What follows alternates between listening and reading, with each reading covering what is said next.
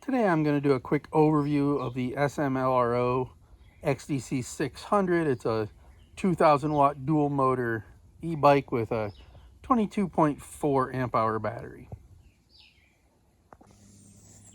For a drivetrain, we have a 7-speed rear freewheel with a Shimano Tourney TZ rear derailleur and a Pro Wheel front set of chain rings that's a triple up front with an unbranded front derailleur, but it seems to work quite well. Having the 21 speeds here in St. Thomas with the big hills that we have was a really nice feature. It's got a single crown fork with a lockout on this side and a preload adjust on the other side. Comes with a nice big bright headlight. We're looking at your handlebar controls from right to left. The first thing you'll see is it's got an actual integrated key switch. That's to turn the main power on for the bike. It's got a full throttle as opposed to the quarter throttle. You then have your Shimano index shifter for your rear cassette and a DY Island brake lever. This is your cell phone holder.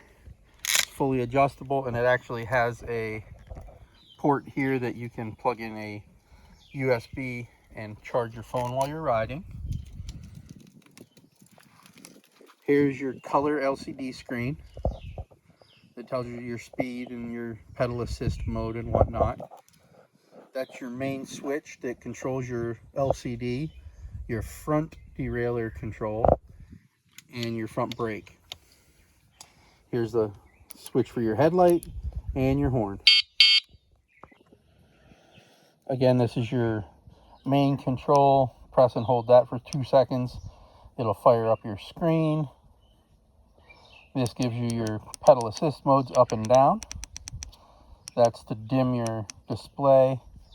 This is to cycle through the different information. And then if you press and hold this down, you can see where this little foot is. That's if you're pushing the bike. It'll actually help you push it up a hill if you needed to. You've got a quick release here on the saddle to adjust your height. A nice squishy saddle. It's actually pretty comfortable. It's the same one I have on my V3. I have almost 2,000 miles on it and no complaints. Real nice beefy rack. It's a pipe style rack as opposed to the aluminum rods. Real nice and heavy. I really like the way that is set up. In this plastic box, it houses one of your controllers for your 2 motors, and the other controller is actually in this canvas bag here. And again, here's your battery, your on-off switch for your battery, and your charging port, which has this little waterproof cover on it. And to stop these big 4-inch by 26-inch tires, we have DY Island dual piston hydraulic calipers with 180 millimeter rotors. And for tires, we have 26 by 4 Chow Yang knobbies. Pretty good tire. I got about 1,200 miles on my last set before I had to replace them. I do mainly road riding, and I eventually just wore them out. And here you can see the numbers on the motor. Again, this is the front motor. It has a 1,000 watt rating on it. And here are the numbers on the rear hub motor. Again, 1,000 watt 48 volt system. The frame is all aluminum and it's hydroformed. Really nice setup. It's a really sharp bike. It is ideal if you have some steep hills and climbing to do with those 21 speeds.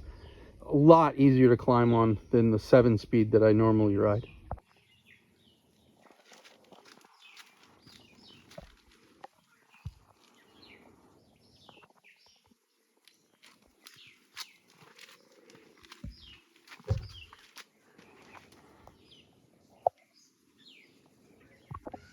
Has nice metal pedals with some pretty decent lugs on them to keep your feet on the pedals.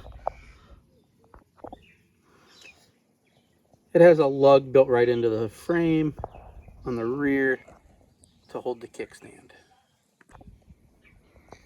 So that's the quick overview of the SMLRO XDC600. Overall, it's a great bike for either off-roading or riding on road, on trails. Having the 21 speeds really makes a huge difference on the trails and on the steep hills.